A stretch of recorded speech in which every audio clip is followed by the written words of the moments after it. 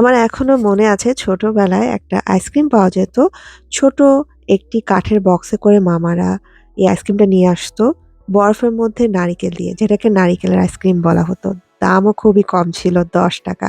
আর খেতে যে কি মজার লাগতো। আজকে সেই আইসক্রিমটাই আমি তৈরি করব, নারিকেলের আইসক্রিম। তবে অবশ্যই উপকরণগুলো একটু ভিন্ন।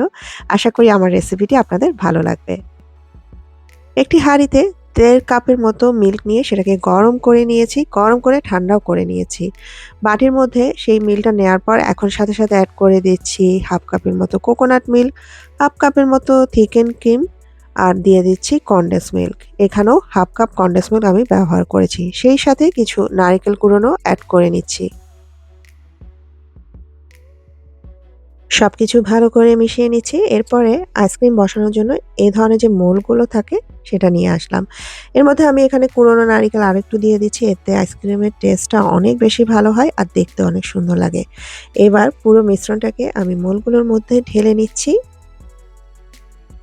এগুলাকে এবার আমি ফ্রিজে রেখে দিচ্ছি ১ দিনের জন্য, বা আপনারা ৫ থেকে ৬ ঘন্টা রাখলেও হয়ে যাবে। আমার আরও কিছু মিশ্রণ বাকি ছিল, তো সেগুলা বসানোর জন্য আমি এ ধরনের কিছু কাঁচের জার নিয়ে নিয়েছি। আর সেগুলোর মধ্যে কুড়োনো নারকেল দিয়ে দিচ্ছি।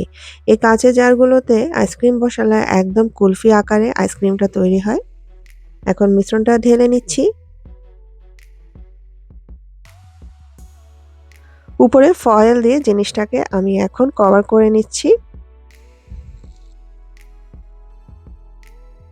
হাতের কাছে আইসক্রিমের মোল্ড পাওয়া না গেলে আপনারা এভাবে ছোট, ছোট জারেও আইসক্রিম বসাতে পারবেন।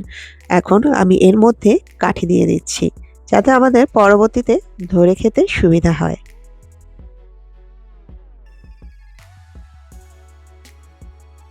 এগুলাও এবার আমি ফ্রিজে রেখে দিব এবং ৫ থেকে ৬ ঘন্টা পর এগুলো ফ্রিজ থেকে বের করে নিব। বের করে নিয়ে আসলাম আমি আইসক্রিমগুলো ৫ থেকে ৬ ঘন্টা পর। এরপরে আপনারা এভাবে পানিতে একটু হালকা কুসুম গরম পানিতে ধরতে পারেন, বা পুরো জিনিসটাকে এভাবে কুসুম গরম পানির মধ্যে রেখে দিতে পারেন। তাহলে আপনার খুলতে খুবই সহজ হবে। কিছুক্ষণ কুসুম গরম পানিতে ভিজিয়ে রাখার পরে আইসক্রিম মোল্ড থেকে আইসক্রিমটা খুব সহজে খুলে আসে। একে, একে করে আমি এগুলাও খুলে নিচ্ছি।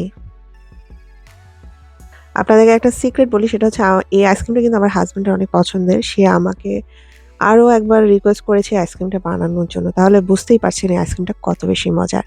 নিচে দেখুন পুরো নারিকেল ভর্তি, আর দেখতে কতই না লোভনীয় লাগছে, তাই না?